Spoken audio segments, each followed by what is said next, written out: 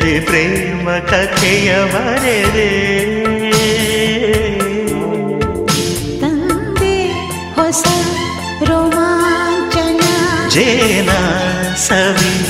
ಈ ಚುಂಬನ ತಂದೆ ಹೊಸ ರೋಮಾಂಚನ ಜೇನ ಸವಿ